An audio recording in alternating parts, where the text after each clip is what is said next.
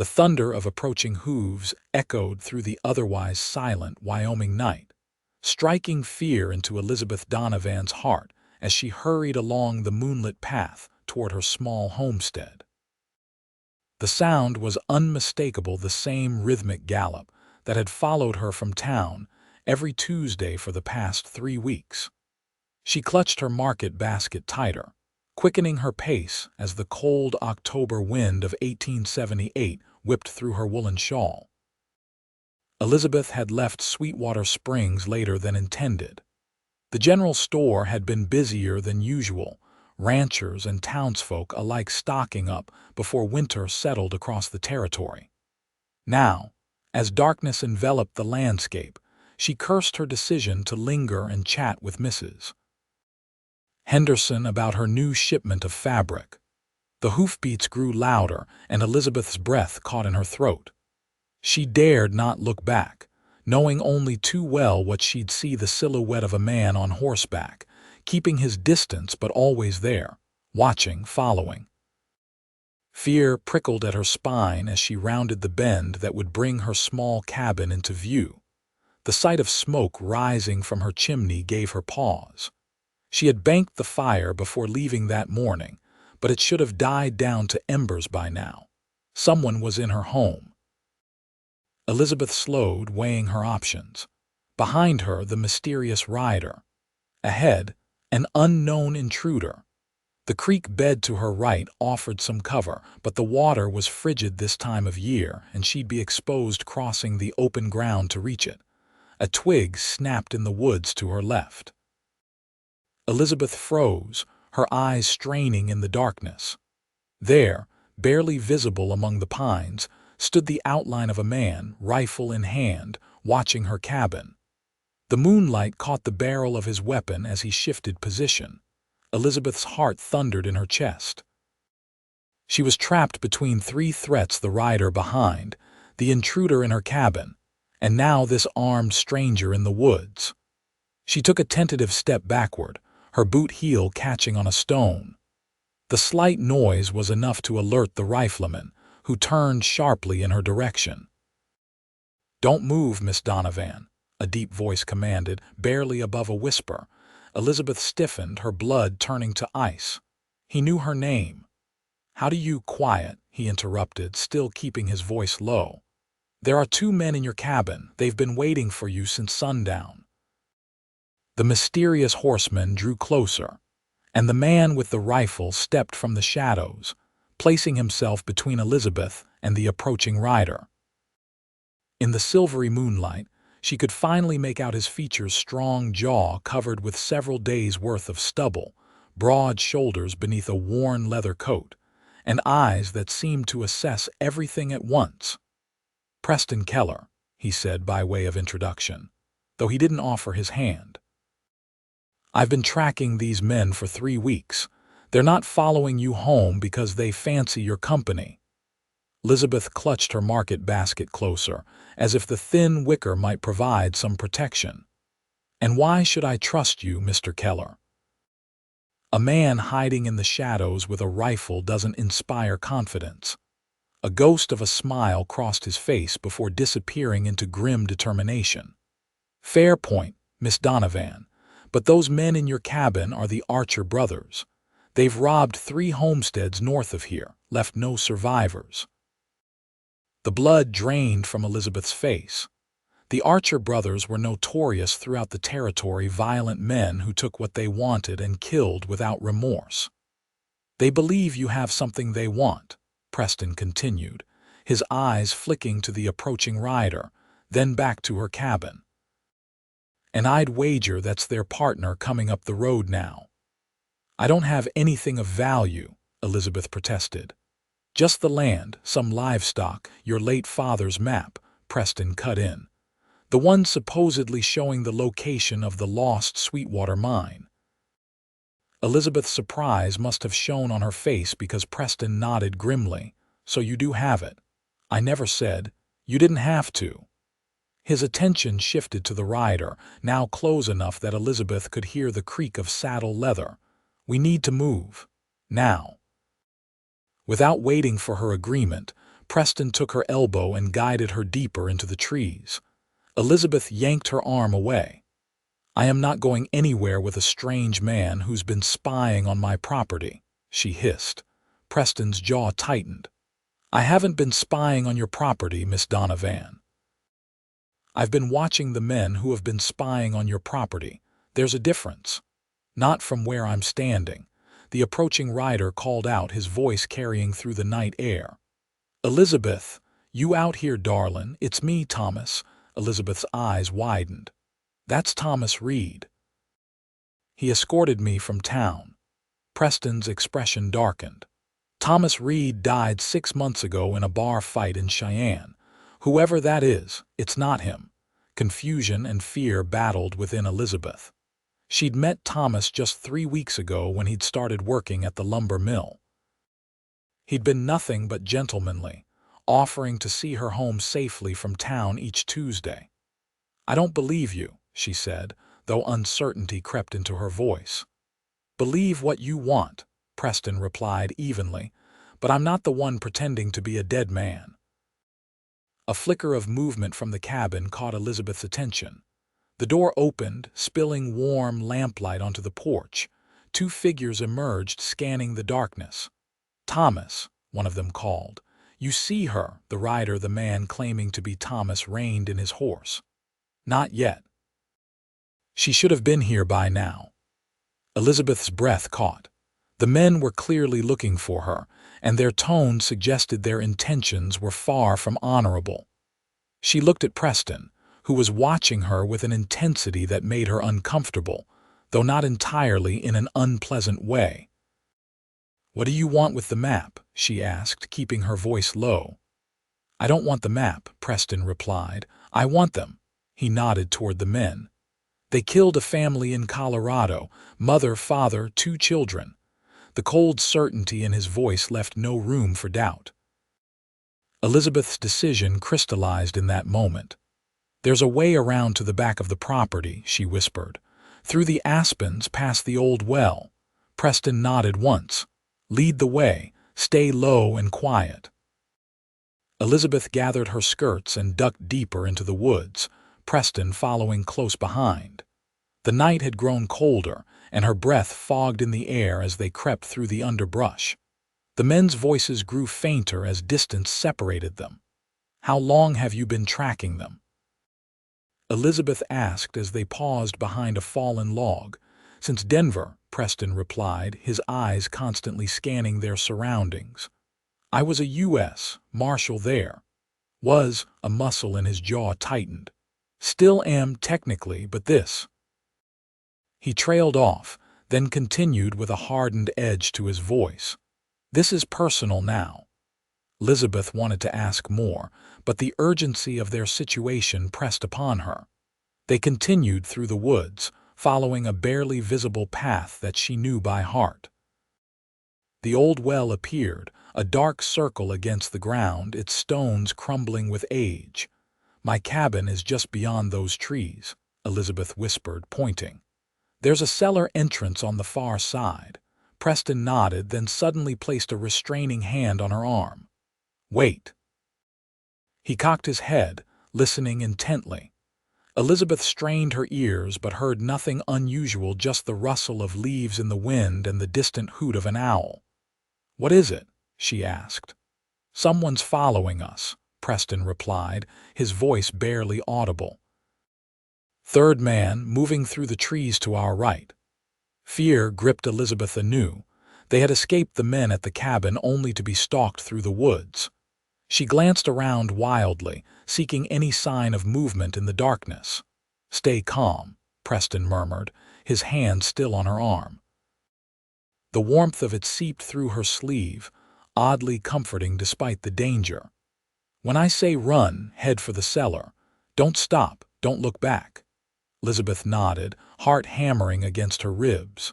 Preston released her arm and shifted his rifle, bringing it to bear on the shadows to their right. For several long moments they remained frozen, the only sound their controlled breathing and the whispering wind. Then a branch snapped, closer than Elizabeth expected. Preston's posture changed instantly, from watchful to predatory. "Run," he commanded, his voice sharp yet quiet. Elizabeth didn't hesitate. She gathered her skirts and bolted toward the cabin, her feet finding the familiar path even in the darkness. Behind her, she heard a scuffle, followed by a muffled grunt and the dull thud of something or someone hitting the ground. She didn't look back, focusing only on reaching the cellar doors that led beneath her cabin. The wooden doors were heavy, set at an angle against the foundation. Elizabeth grabbed the iron handle and heaved, the hinges protesting with a loud creak that seemed to shatter the night's silence. The darkness of the cellar yawned before her, cool and damp. Elizabeth descended the steps quickly, praying that the noise hadn't alerted the men at the front of the cabin. She left the doors open for Preston, though doubt gnawed at her. What if he didn't come? What if he had been overpowered, or worse? The cellar was pitch black, the familiar shapes of preserved food jars and sacks of potatoes, nothing more than vague outlines in the darkness. Elizabeth felt her way along the wall until she reached the interior stairs that led up into the cabin. She paused, listening. Footsteps creaked on the floorboards above. The intruders were still inside. Then, a different sound reached her ears, someone descending the cellar steps behind her. Elizabeth pressed herself against the wall, wishing desperately that she had thought to bring a weapon from her kitchen.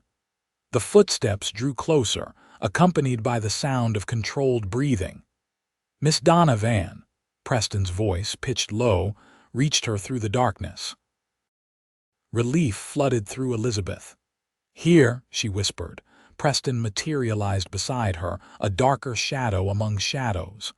"Our friend won't be joining us," he said quietly. "But the others heard the cellar doors. They'll be searching for you." As if to confirm his words, a louder thump sounded from above, followed by voices. "Check outside," a gruff voice ordered. "She might have circled around." "What about the cellar?" another voice asked. A pause, then, "I'll check it. You take the barn." Heavy footsteps approached the interior cellar door. Elizabeth's breath caught in her throat. There was nowhere to hide in the small space, nowhere to run. Preston's hand found her shoulder in the darkness, guiding her back toward the exterior steps. "When he opens that door," Preston whispered directly into her ear, his breath warm against her skin, "stay behind me." Elizabeth nodded, then realized he couldn't see the gesture in the darkness. "All right," she whispered back. They positioned themselves at the bottom of the exterior steps, Preston slightly in front, his rifle at the ready. The interior door creaked open, spilling faint lamplight down the stairs. A silhouette appeared in the doorway. "Elizabeth," the man called, his voice deceptively gentle. "Are you down here, darling? It's not safe out tonight. We just want to talk." Preston remained motionless, a coiled spring waiting to release. Elizabeth could feel the tension radiating from him, a stark contrast to the forced casualness in the intruder's voice. The man took a step down, then another, a lantern held high in one hand, a revolver in the other. He was halfway down the stairs when he spotted them, his eyes widening in the lamplight. The Preston moved with astonishing speed, covering the distance between them in 2 strides. He caught the man's gun hand before it could rise fully, forcing it upward. The revolver discharged with a deafening crack, the bullet embedding itself in a roof beam. The lantern crashed to the ground, the flame extinguishing instantly and plunging the cellar back into darkness. Sounds of struggle filled the small space. Grunts, the impact of fists on flesh, bodies slamming against shelves. Glass shattered as jars of preserved fruits fell to the ground. Elizabeth pressed herself against the wall, helpless to assist in the pitch blackness. A final, sickening thud silenced the scuffle, followed by heavy breathing. Elizabeth held her breath, terrified of which man had emerged victorious. "Miss Donovan," Preston's voice, strained but steady, reached her through the darkness. "I'm here," she whispered back, weak with relief. "Stay where you are. There's broken glass everywhere." She heard him moving carefully across the cellar floor, followed by the scrape of a match being struck. Light flared, illuminating Preston's face, streaked with blood from a cut above his eyebrow. He looked down at the unconscious form of the intruder, then back to Elizabeth. "One down," he said grimly, lighting a spare candle he'd found on a shelf. "One to go." The flickering candlelight revealed the damage done to Elizabeth's carefully organized cellar: shattered jars, spilled preserves, overturned crates. But it was the still form of the intruder that drew her attention. He lay sprawled on his back, his features now clearly visible. "That's not Thomas," Elizabeth said, confusion evident in her voice. She had never seen this man before. "No," Preston agreed, checking the man's pockets. "This is James Archer. His brother William is likely the one checking the barn." He extracted a folded piece of paper from the unconscious man's vest. "And this would be why they were so interested in your father's map." Elizabeth stepped closer, careful to avoid the broken glass. The paper Preston held was not her father's map, but a wanted poster with her father's name and a substantial reward for information leading to him or his stolen property. "I don't understand," Elizabeth murmured, taking the poster with trembling hands. "My father died of fever last winter. And he never stole anything in his life." Preston's expression softened slightly. "Some men will say anything for gold, Miss Donovan. Your father found something that others had been searching for a long time. The Sweetwater mine isn't just a legend, it's real, and apparently worth killing for." Elizabeth shook her head, struggling to reconcile this new information with the father she had known, a quiet, hard-working man who had moved them to Wyoming after her mother's death, seeking a fresh start. "The map," she said suddenly, remembering. "It's hidden in the fireplace." "There's a loose brick." Preston nodded. "We need to get it before the other brother returns, and then we need to leave. Once this one doesn't report back, his brother will come looking." He bound the unconscious man's hands with rope from a nearby shelf, then gagged him with a handkerchief. "He won't be going anywhere for a while," Preston said, straightening. "Let's go." They ascended the interior stairs cautiously, Preston leading the way with his rifle at the ready. The cabin was silent, the fire in the hearth burning low, casting long shadows across the modest space. Elizabeth's home had been thoroughly searched. Drawers stood open, her few books were scattered across the floor, and the mattress on her bed had been slashed open, feathers drifting like snow in the disturbed air. "The fireplace," Elizabeth whispered, pointing to the stone hearth. Preston stationed himself at the window, watching for any sign of the remaining Archer brother while Elizabeth knelt before the fireplace. She reached up into the chimney, her fingers finding the loose brick her father had shown her just days before his death. Behind it was a small cavity, and within that, a folded piece of oilskin. "I've got it," she said, withdrawing the package. Preston glanced at her. "Good. Now we need to." A shot rang out, the window glass shattering inward. Preston ducked instinctively, pulling Elizabeth down with him. They crouched beneath the windowsill, hearts pounding. "That would be William," Preston said grimly. "He must have seen the light." Another shot followed, splintering the wooden window frame above their heads. "Elizabeth," a voice called from outside. "I know you're in there. Send out whoever's with you and maybe I'll let you live." Preston's jaw tightened. "He's lying," he whispered. "He can't leave witnesses." Elizabeth clutched the oilskin package to her chest, her mind racing. "There's a trapdoor in the bedroom," she said. "It leads to a crawlspace beneath the floor. My father built it in case of Indian attacks." Preston nodded. "Show me." They crawled across the cabin floor, staying low to avoid the windows. The bedroom was a small alcove separated from the main room by a curtain. Elizabeth pulled back the worn rug to reveal a small iron ring set into one of the floorboards. Another shot rang out, this one punching through the thin wall of the cabin. "He's getting closer," Preston warned, helping Elizabeth lift the trapdoor. The space beneath was tight, barely large enough for two adults to crouch, let alone stretch out. Elizabeth descended first, Preston following and pulling the trapdoor closed above them. Darkness enveloped them completely, the only sound their ragged breathing and the muffled footsteps of William Archer approaching the cabin. "There's a tunnel," Elizabeth whispered, her lips close to Preston's ear. "My father extended it after the first winter. It comes out behind the barn."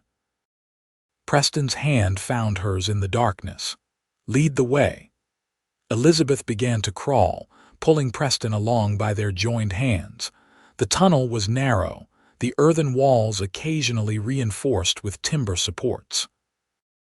The air grew thicker the further they moved, dust and soil particles floating invisible in the darkness. Above them, they heard the cabin door slam open, followed by heavy footsteps and cursing. William had discovered his brother. "We need to hurry," Preston urged quietly. "Once he revives James, they'll know about the trapdoor." Elizabeth quickened her pace, ignoring the pain in her knees and the dirt collecting beneath her fingernails. The tunnel seemed longer than she remembered. Each foot gained a struggle in the confined space. Finally, her outstretched hand met the rough wood of the exit cover. "We're here," she whispered. Preston shifted position, bringing himself alongside her in the tight space. "Let me check first," he said. "Stay here until I signal it's clear." Elizabeth nodded, then remembered again that he couldn't see her. "Be careful," she said instead. Preston pushed against the wooden cover, lifting it slightly to peer out. The barn loomed dark and silent against the night sky. No movement, no sign of danger. He pushed the cover aside completely and pulled himself up, then reached back to help Elizabeth. The cold night air was a welcome relief after the stuffiness of the tunnel. Elizabeth gulped it gratefully, brushing dirt from her skirts. They had emerged behind the barn, sheltered from view of the cabin by the structure and a stand of pine trees. "What now?" Elizabeth asked, her voice barely audible. Preston surveyed their surroundings, his expression grim in the moonlight. "We need horses. And to put as much distance between us and the Archer brothers as possible before dawn." Elizabeth gestured toward the barn. "My mare is inside, and my father's gelding." Preston nodded. "I'll get them. You stay hidden." Before he could move, a voice called out from the direction of the cabin.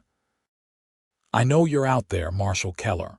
William Archer's voice carried clearly through the night. "You too, Miss Donovan. And I've got something you might want to see." Preston tensed, signaling for Elizabeth to remain silent. They peered cautiously around the edge of the barn. William Archer stood on the porch of the cabin, illuminated by the light spilling through the open door. In his grip, struggling weakly, was a young boy no more than 12. "Billy Henderson," Elizabeth gasped, recognizing the son of the general store owner. "What is he doing here?" "Delivering a message would be my guess," Preston replied grimly. "And now he's a hostage." William dragged the boy forward, pressing a revolver to his temple. "I'm going to count to 10, Marshal. If you don't show yourself, the boy dies. 1, 2, Preston's face hardened. "Stay here," he instructed Elizabeth. "If anything happens to me, take the tunnel, circle around to the road, and head for town. Don't stop for anything. You can't seriously be considering 3, 4, William continued. "I can't let him kill the boy," Preston said, his eyes meeting hers in the darkness. Elizabeth clutched his arm. "There has to be another way." Preston hesitated, then nodded toward the barn. "Can you shoot?" "My father taught me," Elizabeth confirmed. 5, 6. "There's a loft in the barn with a window facing the cabin," Preston said quickly. "Take my rifle. I'll draw their attention. If you get a clear shot at William, not the brother, he's likely still tied, take it. But only if you're certain you won't hit the boy." Elizabeth swallowed hard but nodded. Preston handed her his rifle, their fingers brushing in the exchange. 7, 8, go now, Preston urged. "And Elizabeth." He paused, her name sounding different when he said it, not as a formality but as something precious. "Be careful." Elizabeth slipped into the barn through the side door, finding the ladder to the loft by memory in the darkness. Her heart pounded painfully against her ribs as she climbed, Preston's rifle slung across her back. The loft was just as she remembered, dusty, filled with hay, and with a small window that overlooked the front of the property. 9. William's voice was getting impatient. Elizabeth positioned herself at the window, raising the rifle to her shoulder as her father had taught her. Through the sight, she could clearly see William and the terrified boy. James was nowhere in sight, still unconscious in the cellar. Elizabeth hoped. "That's far enough, Archer," Preston called out, stepping into view at the edge of the clearing before the cabin. He held his hands away from his body, showing he was unarmed. William grinned, an ugly expression visible even from Elizabeth's position. Well, the famous Marshal Keller, not so impressive without your badge or your gun." "Let the boy go," Preston said evenly. "He has nothing to do with this." "Oh, I don't know about that," William replied, tightening his grip on Billy. "He makes a fine insurance policy. Now, where's the woman and the map?" Preston took a step forward. "Miss Donovan is gone. Took the map and ran for town while you were busy looking for us." William's expression darkened. "You're lying." "Am I?" Preston spread his hands. "You've been outsmarted, Archer. It happens to the best of criminals, though I wouldn't count you among the best." Elizabeth steadied the rifle, trying to control her breathing as her father had taught her. William was partially obscured by Billy. She didn't have a clear shot. "Search the property," William shouted, presumably to his brother. When no response came, his face twisted with rage. "James, get out here. Your brother is indisposed," Preston said calmly, taking another step forward. "It's just you and me now, William, and the boy who has seen your face and would testify against you if anything happens to Miss Donovan or myself." Doubt flickered across William's features. He shifted his position, loosening his hold on Billy slightly. It was the opening Elizabeth needed. She exhaled slowly, steadied the rifle, and squeezed the trigger. The shot cracked through the night air. William Archer staggered backward, the bullet catching him in the shoulder of his gun arm. His weapon clattered to the ground as he howled in pain. Billy broke free, running toward Preston, who quickly ushered the boy behind him. Elizabeth descended from the loft rapidly, emerging from the barn with the rifle still ready. William Archer was on his knees, clutching his bleeding shoulder and glaring with undisguised hatred as she approached. "You shot me," he snarled. "A woman shot me." "And I'll shoot you again if you move," Elizabeth replied, surprised at the steadiness of her own voice. Preston quickly retrieved William's fallen revolver and trained it on the wounded man. "Good shot," he said to Elizabeth, admiration evident in his tone. "My father was a good teacher," she replied, not taking her eyes off William.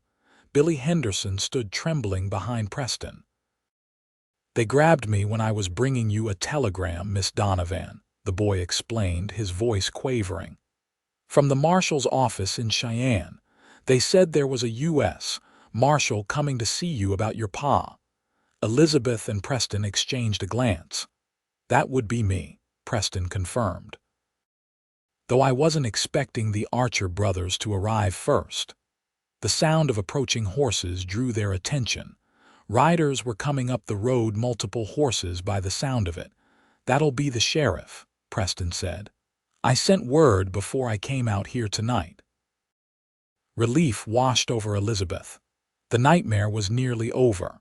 She lowered the rifle, suddenly aware of how exhausted she was, how her hands trembled from the release of tension. William Archer glared up at them, his wound staining his shirt crimson. "This isn't over," he threatened. "You have no idea who you're dealing with." Preston's expression hardened. "I know exactly who I'm dealing with," he replied coldly. "A murderer who's going to hang for what he did to the Miller family."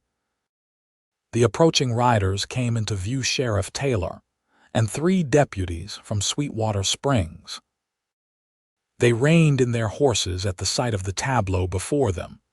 William Archer on his knees, Preston holding him at gunpoint, and Elizabeth standing nearby with a rifle, her dress dirty and torn from their escape through the tunnel. "Marshal Keller," the sheriff greeted, dismounting. "I see you found what you were looking for." "And then some," Preston replied. "James Archer is in the cellar, tied up but likely awake by now. This one needs a doctor before he stands trial, but not urgently." The sheriff nodded, signaling his deputies to take custody of William. "And the map?" "Did you find it?" Elizabeth tensed, her hand automatically going to the oilskin package tucked into her bodice. Preston's eyes met hers briefly before he turned back to the sheriff. "No map," he said firmly. "Just the Archer brothers looking for easy pickings at an isolated homestead." Sheriff Taylor looked skeptical but didn't press the issue. "We'll take them back to town. The boy, too, his mother's worried sick." As the deputies secured William Archer and headed toward the cabin to retrieve his brother, Preston stepped closer to Elizabeth. "You didn't tell him about the map," she said quietly. Preston's expression was unreadable in the moonlight. "That map was your father's legacy to you, not mine or the sheriff's to take." Elizabeth studied him, trying to understand this complex man who had likely saved her life. "But you came here for it, didn't you? The telegram Billy mentioned." "I came because I've been tracking the Archer brothers for months," Preston corrected. "The information about your father's map was secondary, something to investigate after they were in custody." "And now?" Preston's gaze softened as it held hers. "Now I think that map has caused enough trouble. Whatever your father found, whatever is written on it, perhaps it's best left buried." Elizabeth considered his words, her hand still resting protectively over the hidden oilskin package. "My father wasn't a thief," she said finally. "If he found the Sweetwater mine, he did it honestly. He would want me to have what's rightfully mine." A small smile touched Preston's lips. "I believe you," he said simply, "and I'll help you prove it if you'll allow me." The offer hung in the air between them, heavy with implications beyond the mere words. Elizabeth found herself studying Preston Keller's face, the determined set of his jaw, the intelligent eyes that missed nothing, the unexpected gentleness in his expression when he looked at her. "Why would you do that?" she asked. "You've completed your mission. The Archer brothers will face justice." "Perhaps I have my own reasons for wanting to stay," Preston replied, his voice dropping lower. "Not all treasures are gold, Miss Donovan." A warmth that had nothing to do with exertion or fear spread through Elizabeth's chest. Before she could respond, Sheriff Taylor approached them. "We're heading back to town," he announced. "You coming, Marshal?" Preston hesitated, looking to Elizabeth. "Miss Donovan's home has been damaged," he said. "I should stay and help secure it for the night." The sheriff raised an eyebrow but nodded. "As you wish. I'll expect your report tomorrow." As the sheriff and his deputies departed with their prisoners, silence fell over the clearing. Elizabeth and Preston stood alone in the moonlight, the events of the night seeming almost dreamlike in their aftermath. "Thank you," Elizabeth said finally, "for staying." Preston inclined his head slightly. "It seemed the proper thing to do." A smile touched Elizabeth's lips. "Is that the only reason?"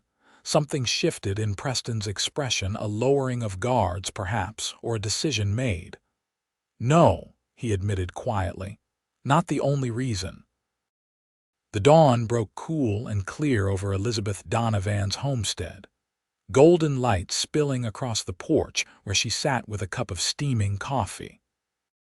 The events of the previous night seemed almost unreal in the peaceful morning light, yet the evidence remained: the broken window, the disturbed interior of her cabin, and the man sleeping on a bedroll before her fireplace.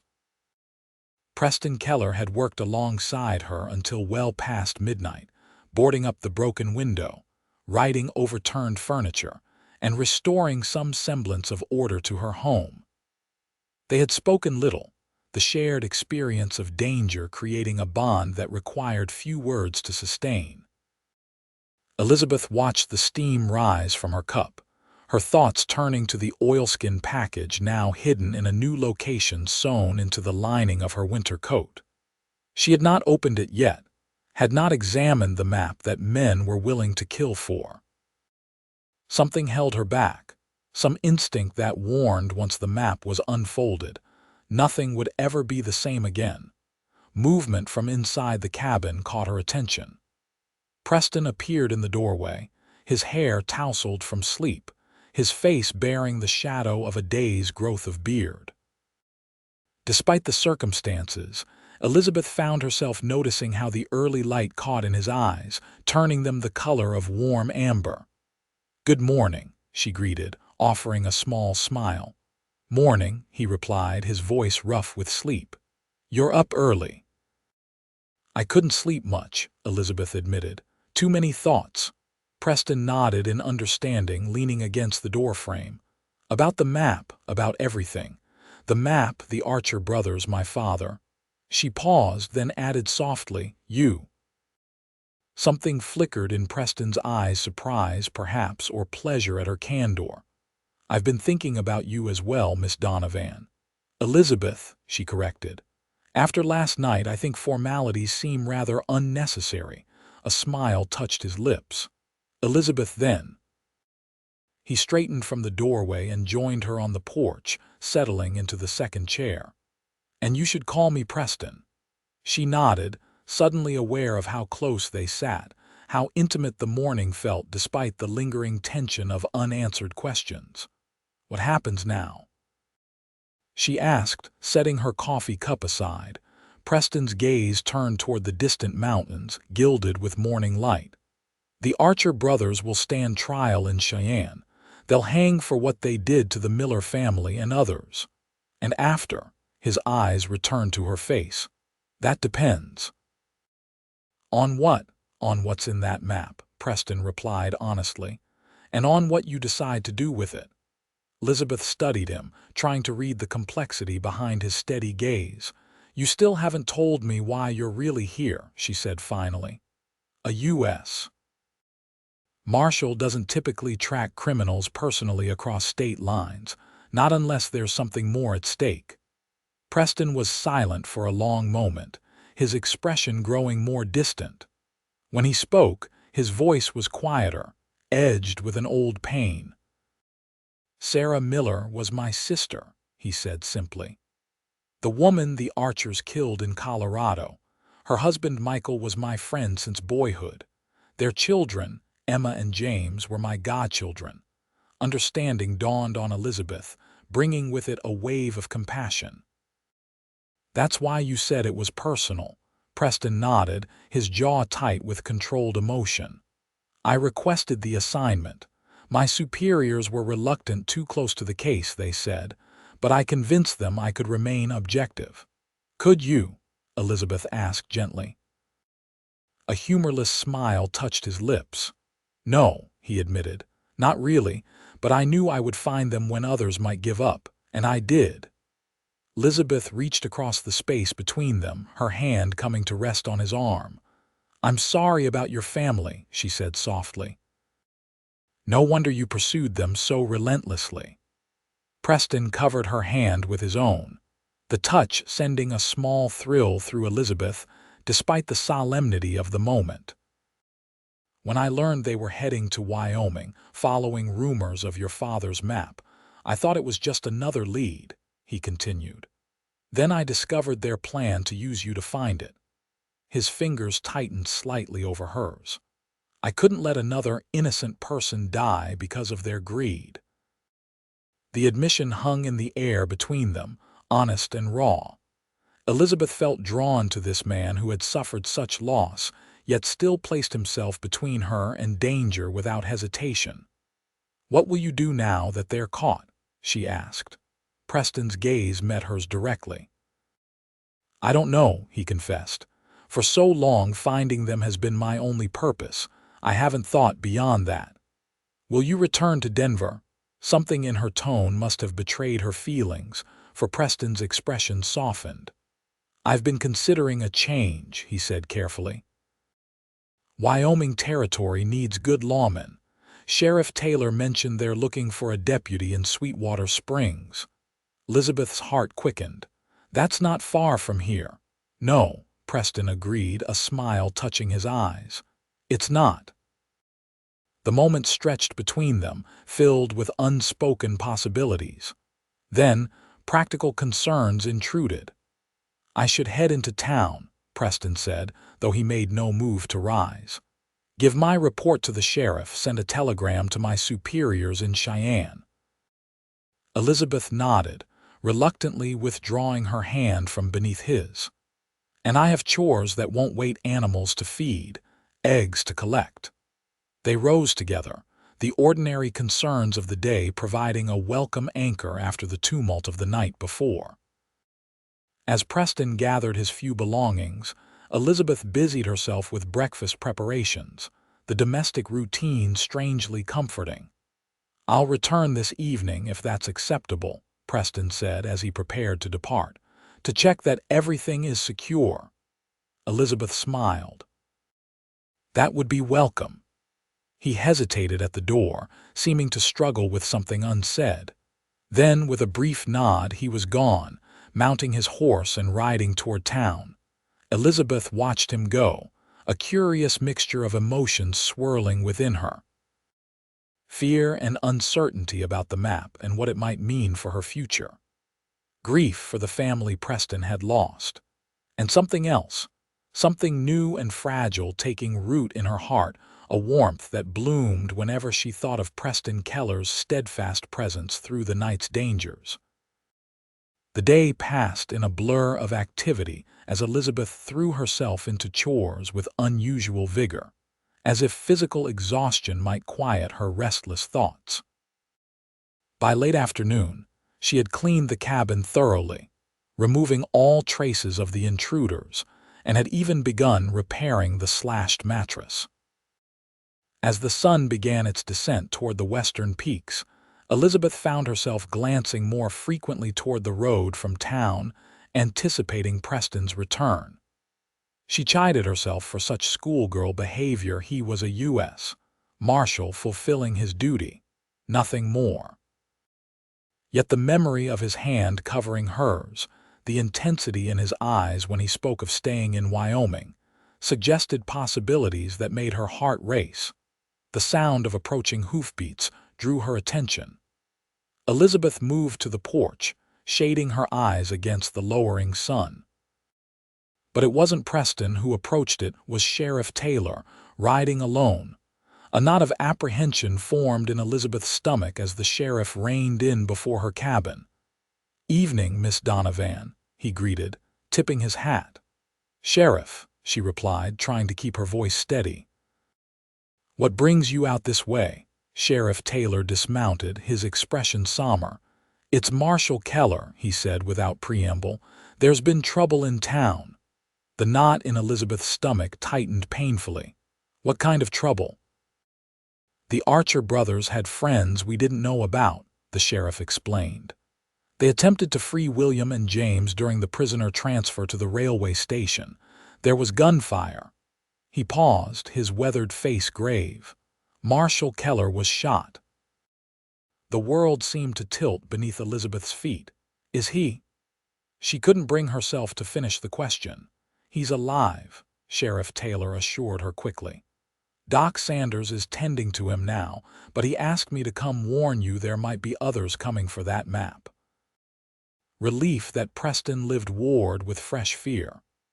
"What map?" Elizabeth asked, maintaining the pretense. The sheriff gave her a knowing look. Miss Donovan, I've been sheriff in these parts for 15 years. Your father wasn't as discreet about his find as he thought. Half the territory has heard rumors of the Sweetwater mine rediscovery. He sighed, adjusting his hat.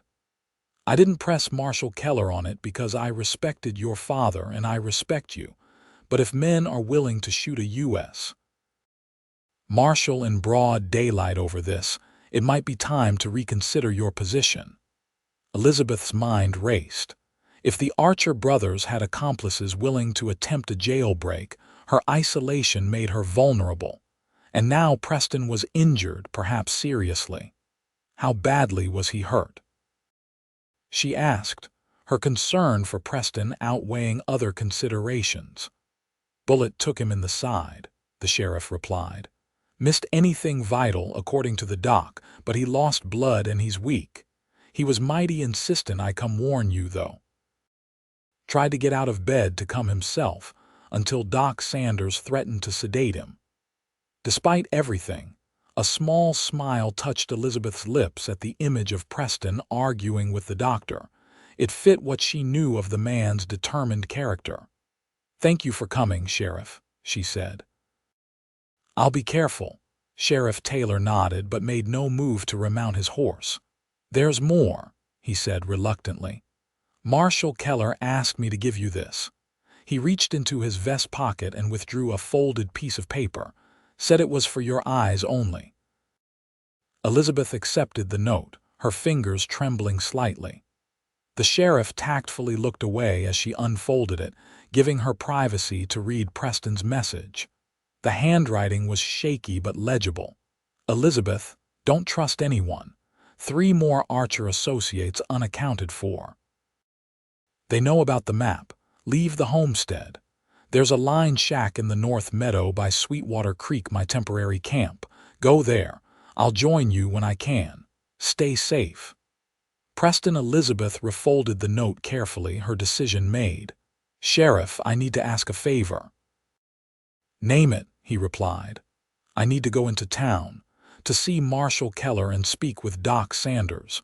Could you spare a deputy to watch my property while I'm gone? Sheriff Taylor considered this, then nodded. Deputy Collins can stay. He's young but reliable. Thank you, Elizabeth said with genuine gratitude. I'll pack a few things and be ready to ride in 20 minutes. The sheriff appeared relieved by her decision. I'll wait and escort you, he offered. Safer that way. As Elizabeth gathered necessities for her journey, clothes, food, her father's revolver, and of course, the hidden map, her thoughts were fixed on Preston. The man who had protected her, who now lay wounded because of his dedication to justice. The man whose presence had awakened feelings she had thought long dormant after devoting herself to maintaining her father's homestead.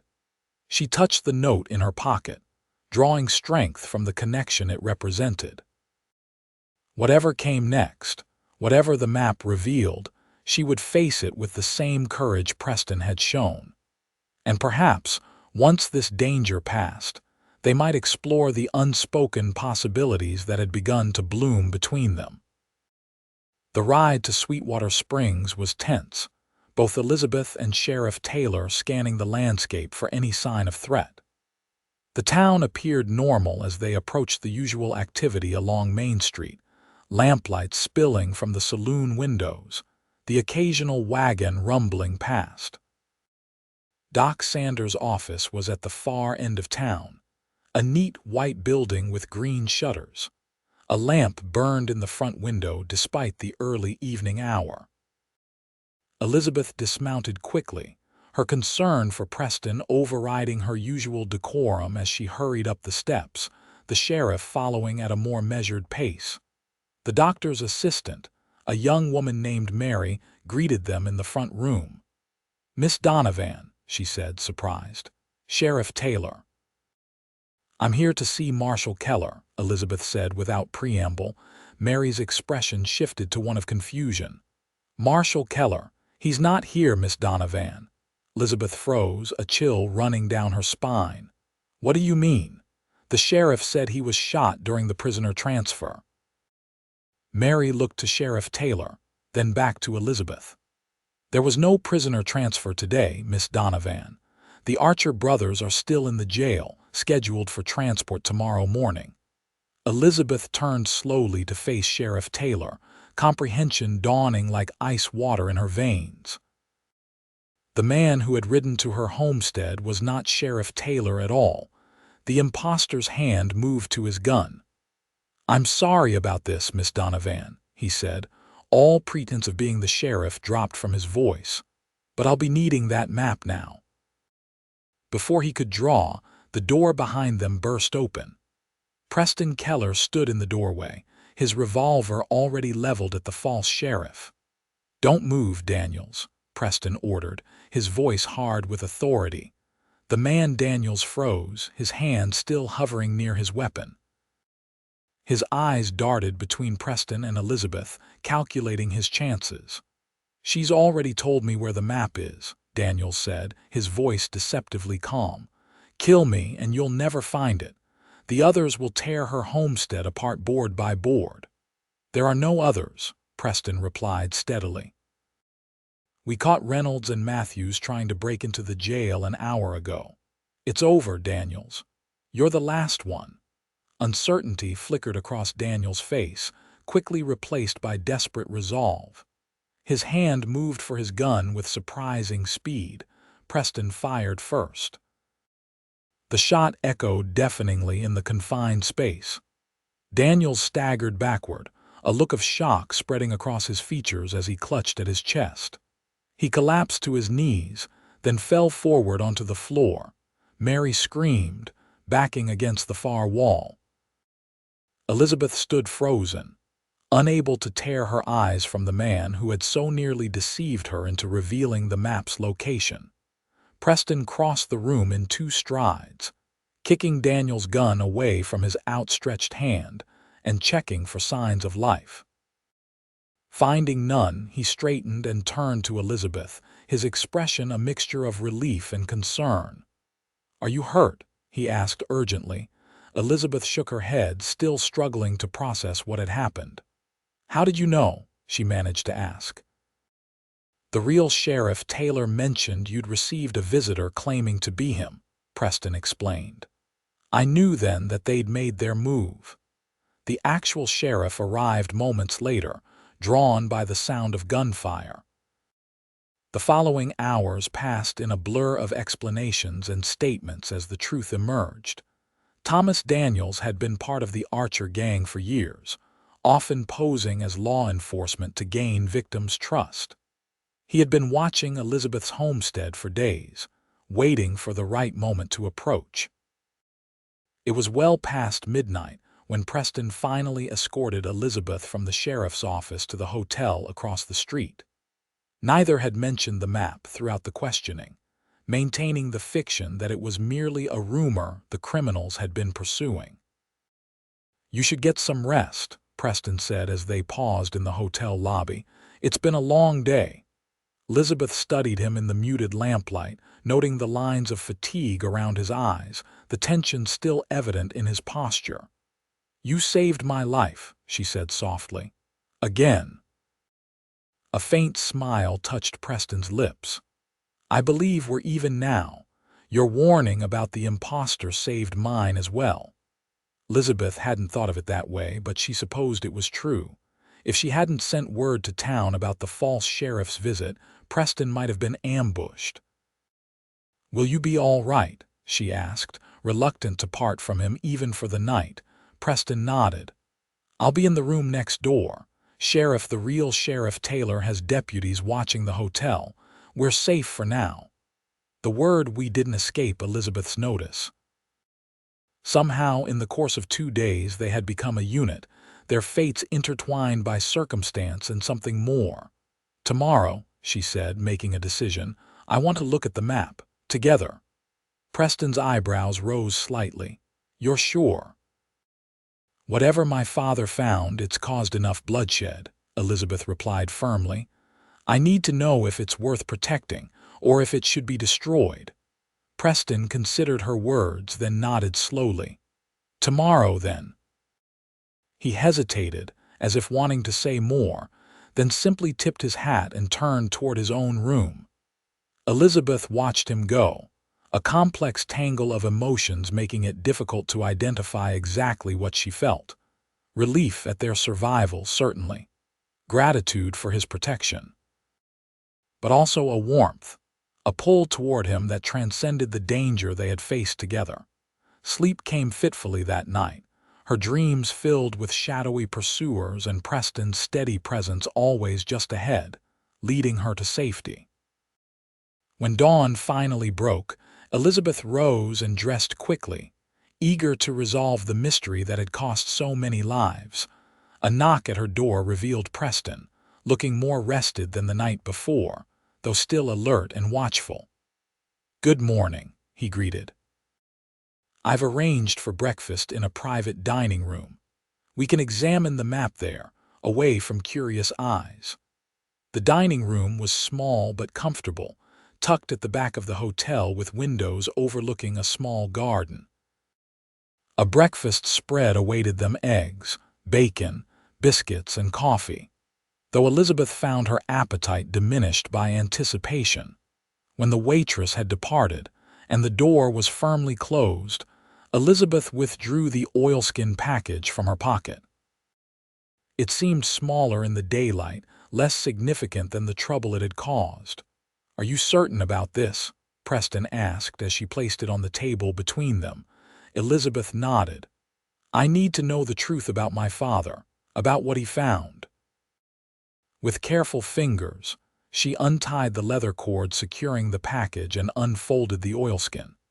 Inside lay a single sheet of parchment, yellowed with age, covered with her father's precise handwriting and detailed sketches. But it wasn't a map to a gold mine. "These are formulas," Elizabeth said, confusion evident in her voice as she examined the document. "Chemical compounds." Preston leaned closer, studying the intricate diagrams and notations. "This isn't about gold at all," he said slowly. "These appear to be formulas for a new type of blasting powder, more stable than what's currently used in mining, potentially much more valuable than any single gold strike." Elizabeth's fingers traced her father's handwriting, memories surfacing of his endless experiments in the small shed behind their cabin, the careful measurements and notes he made each evening by lamplight. "He was a chemist before we came west," she said softly. "After Mother died, he said he wanted a simpler life, but he never stopped his research." She looked up at Preston, understanding dawning. This is what the Archers were after, not gold but something that could revolutionize mining throughout the territories. Preston nodded, his expression thoughtful. "A man could become very wealthy with such a formula, or cause great harm if it fell into the wrong hands. My father would have wanted it used properly," Elizabeth said with certainty. "To make mining safer, more efficient, not for robbery or worse." Their eyes met across the table, a moment of perfect understanding passing between them. Without words, they recognized in each other the same fundamental decency, the same moral compass that pointed true despite the chaos around them. "What will you do with it?" Preston asked quietly. Elizabeth considered the document before her, this legacy from her father that had brought both danger and unexpected connection into her life. "I'll need help," she said finally. "To understand its value, to ensure it's used as my father would have wanted. Perhaps a patent lawyer in Cheyenne, someone trustworthy." "I know just the man," Preston offered. "Richard Palmer. Honest as they come, discreet and well-versed in mining law." Elizabeth nodded, carefully refolding the document. "Would you?" She hesitated, then continued with more confidence. "Would you accompany me to Cheyenne, to help me navigate this properly?" Something warmed in Preston's gaze. "I would be honored," he replied. "Though I should warn you, I've been considering Sheriff Taylor's offer of a deputy position here in Sweetwater Springs." The implication hung in the air between them.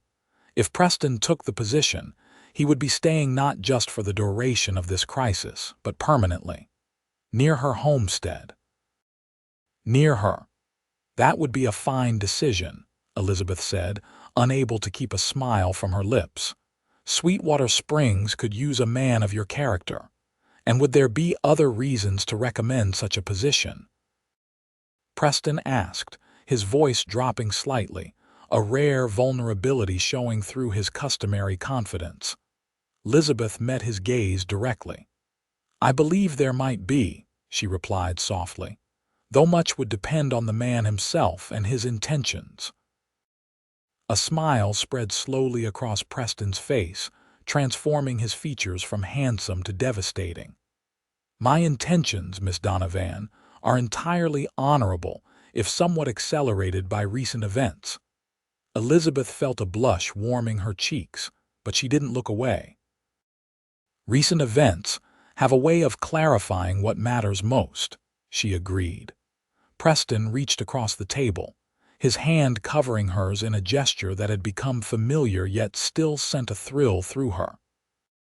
"When this business with your father's formula is settled," he said, his voice low and earnest, "I would very much like to call on you properly, if that would be welcome." Elizabeth turned her hand beneath his, their fingers intertwining naturally. "It would be most welcome," she assured him. The journey to Cheyenne took 3 days by stagecoach. 3 days of shared conversations and growing understanding between Elizabeth and Preston. They spoke of their pasts, her childhood in Boston, before her mother's illness had prompted the move west. His years growing up on a ranch in Colorado before the war called him away.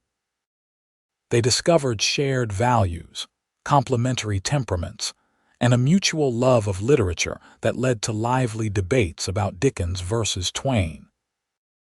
By the time they reached Wyoming's capital city, Elizabeth knew with certainty that what she felt for Preston Keller went far beyond gratitude, or the heightened emotions of danger survived together.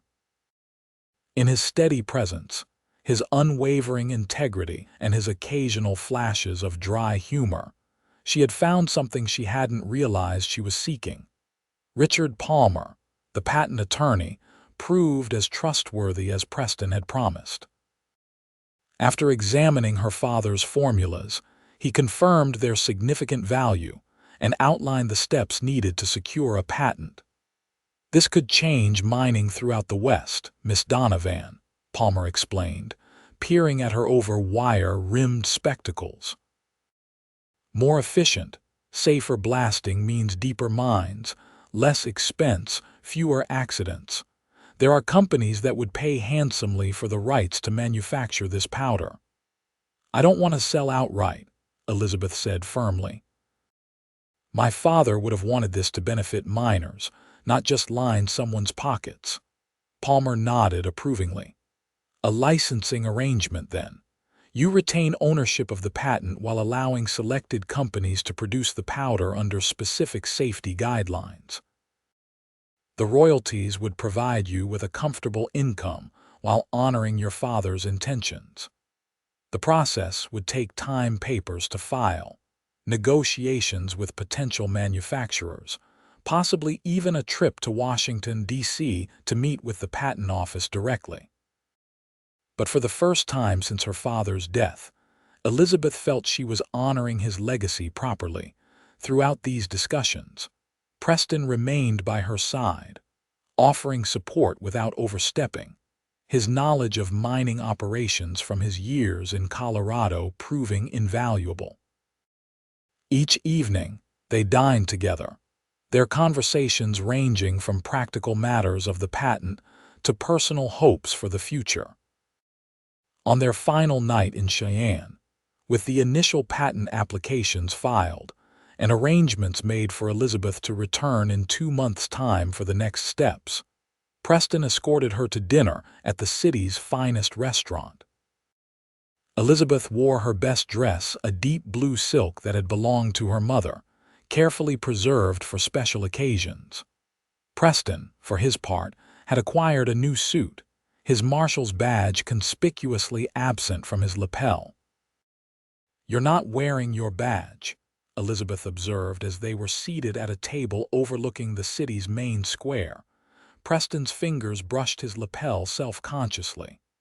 "No," he admitted. "I submitted my resignation to the marshal's office this morning." Elizabeth's eyes widened in surprise. "You resigned, but I thought your work is so important to you." "It was," Preston agreed, his expression thoughtful as he regarded her across the candlelit table. "Particularly after what happened to Sarah and her family, I needed to see justice done." He paused, choosing his next words carefully. "But I've realized there are other things important to me as well, things I want to build, not just wrongs I need to right." The implication in his words made Elizabeth's heart beat faster. "And Sheriff Taylor's offer?" she asked. "Will you accept the deputy position in Sweetwater Springs?" A smile touched Preston's lips. "I already have. I start when we return." Joy bubbled up within Elizabeth, though she tried to maintain some semblance of decorum. "That's wonderful news. The town will be fortunate to have you." Preston's gaze held hers, seeing past her measured response to the happiness beneath. "And what of you, Elizabeth? Will you return to your homestead now that the danger has passed?" "Yes," she replied without hesitation. "It's my home. Even more so now that I understand what my father was working toward there." She smiled, adding, "Though I may need to make improvements if I'm to become a woman of business with patent royalties." "Perhaps a larger laboratory space," Preston suggested, his eyes warming with humor. "Since you seem to have inherited your father's scientific curiosity." Elizabeth laughed. "Perhaps, though I was thinking more practically, a new roof, better windows to keep out the Wyoming winter." "Both worthy investments," Preston agreed. He hesitated, then reached across the table to take her hand, his expression growing more serious. "Elizabeth, there's something I wish to say to you, though I fear it may seem precipitous given the short time we've known each other." Elizabeth's pulse quickened, but she met his gaze steadily. "Recent events have a way of accelerating matters of the heart," she said softly, echoing their earlier conversation. Something in Preston's expression relaxed at her words, as if she had given him permission to continue. "Indeed they do," he agreed. "In the space of a week, my entire life has changed course. Not just because of the Archer brothers' capture or my resignation from the Marshal's service, but because I met a woman of extraordinary courage and character." His thumb traced a gentle pattern across her knuckles as he spoke. "A woman I find myself unwilling to part from now that the immediate danger has passed." Elizabeth's breath caught in her throat, but she didn't withdraw her hand. "I find myself similarly reluctant to say goodbye," she admitted, her voice barely above a whisper. Preston's eyes never left hers as he continued. "I know it's considered unseemly to speak of such matters so soon, but I've never been one to follow convention when it conflicts with truth. And the truth, Elizabeth, is that I believe I'm falling in love with you." The simple, direct declaration hung in the air between them, honest and unadorned. Elizabeth felt something shift within her, as if pieces of her life that had been drifting aimlessly since her father's death had suddenly aligned with perfect clarity. "I believe I'm falling in love with you too, Preston," she replied, the words feeling both monumental and entirely natural. His fingers tightened around hers, his smile transforming his face in the candlelight. "Then perhaps," he said, his voice deeper now, rich with emotion, "you would not object if I were to call on you properly when we return to Sweetwater Springs, with intentions that extend beyond friendship or professional assistance." Elizabeth couldn't contain her own smile, bright and uncomplicated with joy. "I would welcome it," she assured him. "Very much." The journey back to Sweetwater Springs seemed both longer and shorter than the outbound trip, longer in Elizabeth's eagerness to return home and begin this new chapter of her life, shorter in the pleasure of Preston's company and the newfound openness between them.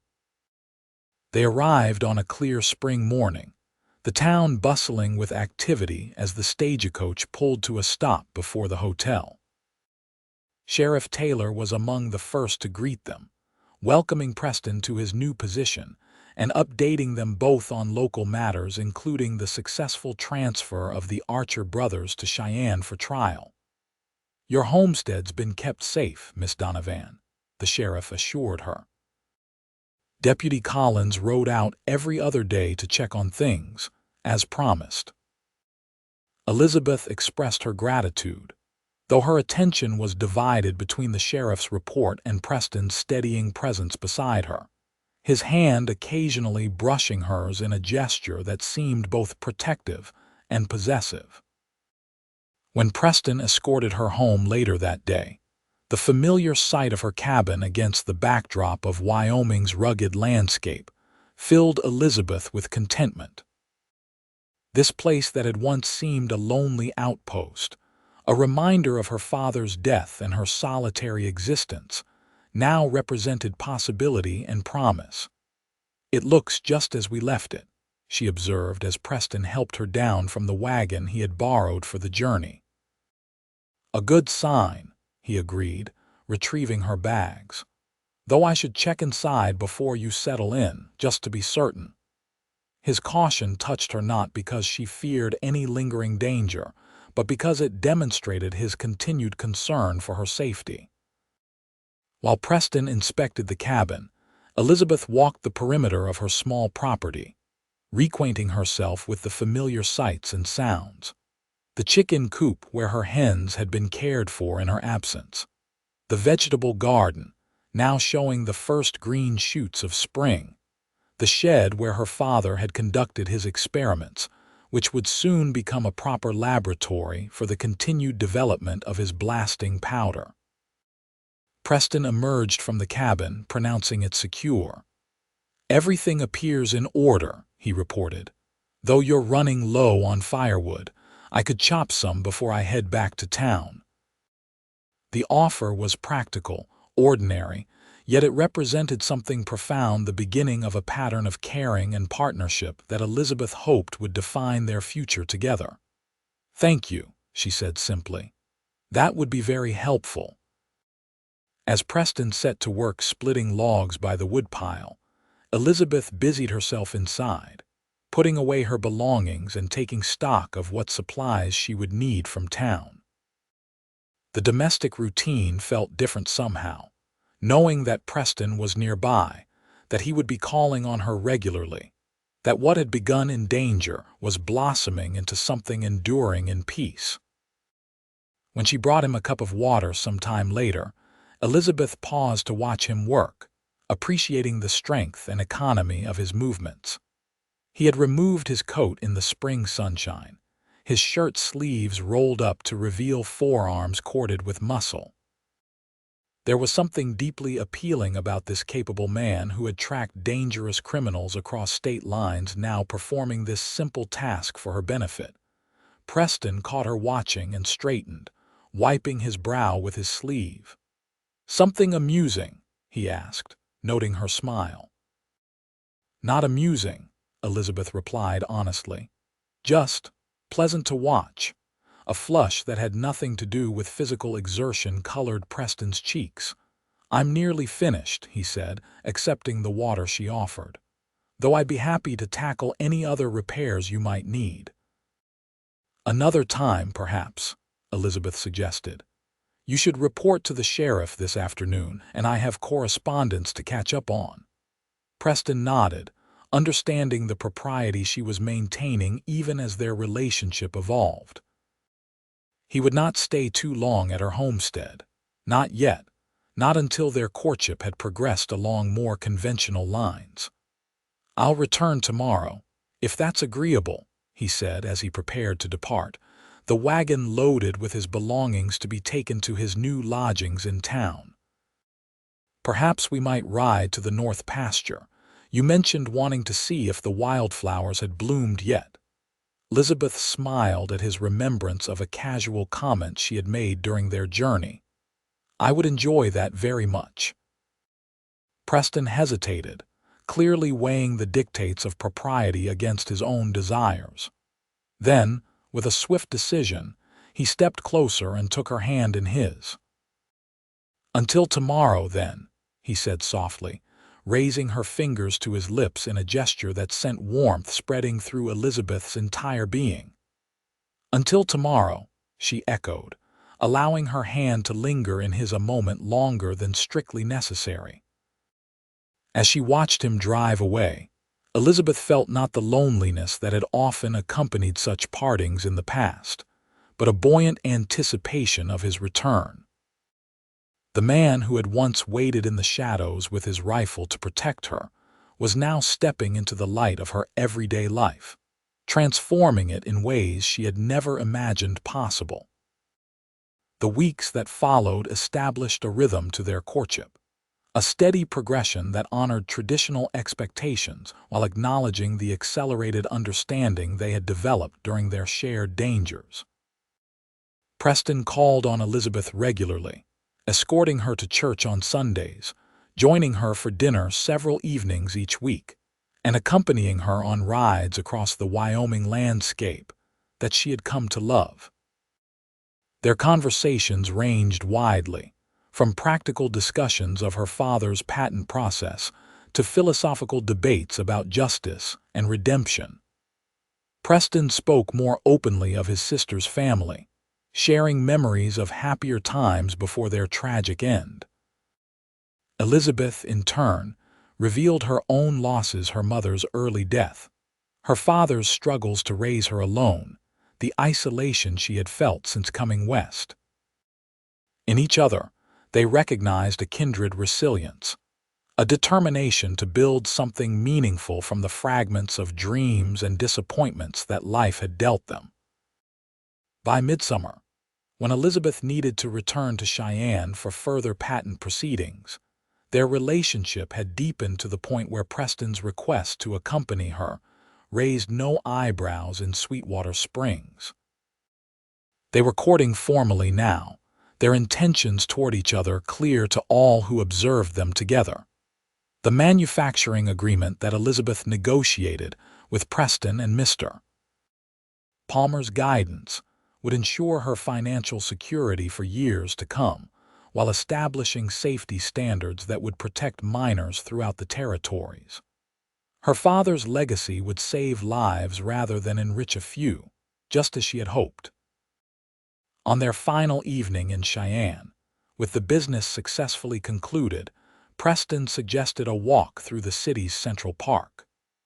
The summer evening was perfect, warm but not oppressive, with a gentle breeze carrying the scent of blooming roses from the municipal gardens. "I've been thinking," Preston said as they followed a winding path beneath arching elms, his hand warm and steady around Elizabeth's. "A dangerous pastime," she teased gently, glancing up at him with affection. Preston's answering smile was fond but serious. "Perhaps," he agreed. "Though in this case, I believe my thoughts have led me to a sound conclusion." Something in his tone made Elizabeth's heart beat faster. They paused beside a small fountain, the splashing water creating a private bubble of sound around them in the twilight. "And what conclusion is that?" Elizabeth asked, her voice steadier than she felt. Preston turned to face her fully, taking both her hands in his. "That life is unpredictable and often shorter than we expect," he began. "That when one finds something precious, one should not delay in recognizing its value." His eyes held hers, warm and certain in the gathering dusk. "That I love you, Elizabeth Donovan, and cannot imagine my future without you in it." Though Elizabeth had known they were moving toward this moment, had felt it approaching with the inevitability of sunrise. The actual words still took her breath away. "I love you too, Preston," she replied softly. "More than I thought possible when you first emerged from the shadows of my property, rifle in hand." A brief smile touched his lips at the memory, but his expression remained earnest as he continued. "When I resigned from the Marshal's service, I did so because I had found something more important than the justice I had been pursuing. I found you your courage, your intelligence, your compassion." He took a deep breath. "Elizabeth, would you do me the honor of becoming my wife?" Despite anticipating this moment, Elizabeth felt tears spring to her eyes at the formal question, at the future it represented.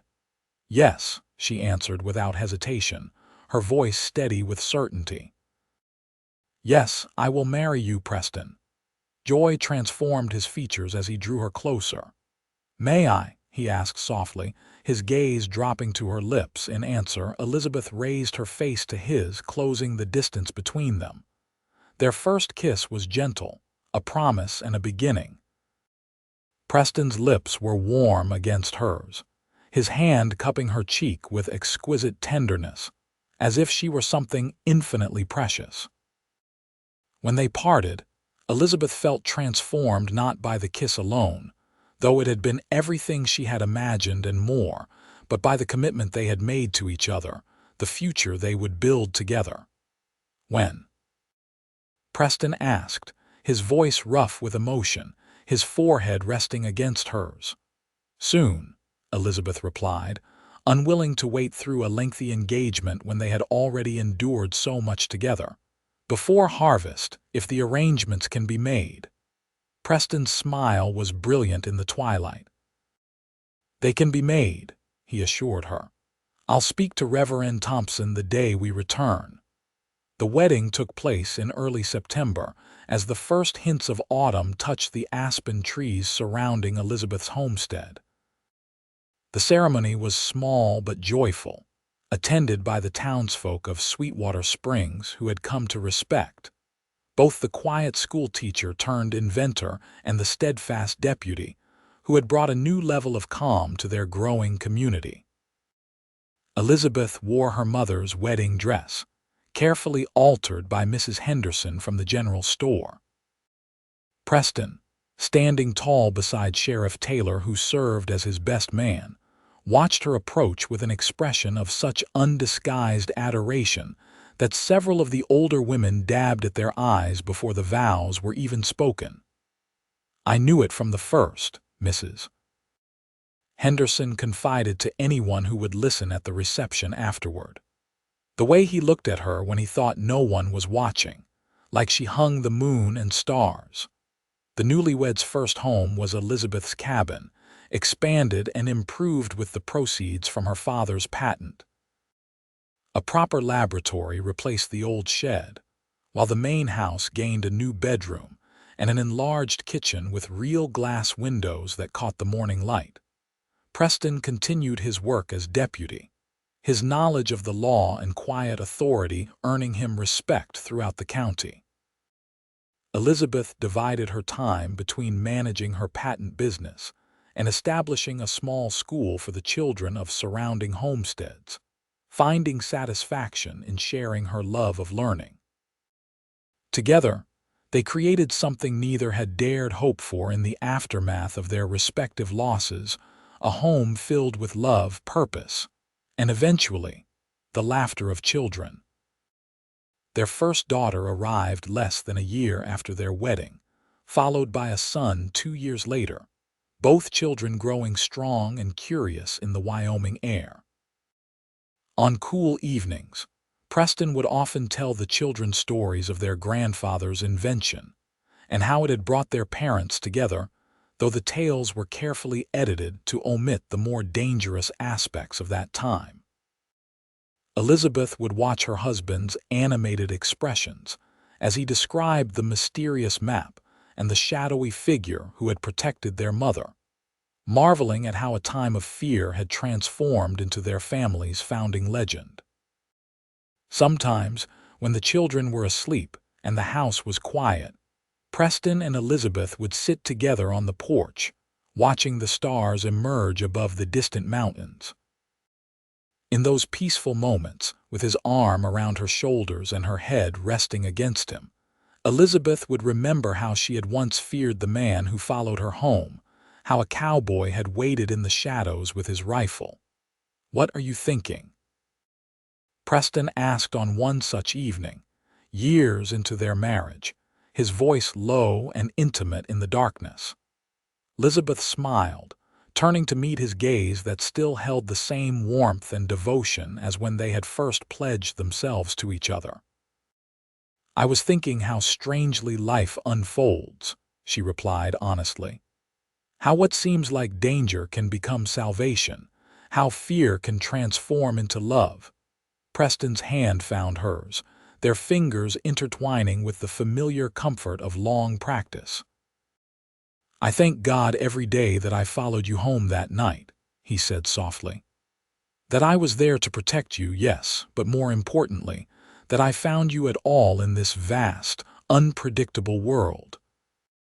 Elizabeth leaned into his embrace, content in the knowledge that the shadows that had once harbored threats now held only the promise of another day together, another chapter in the story they continued to write with each passing season. "As do I," she whispered, her heart full with the simple, profound joy of loving and being loved. "As do I."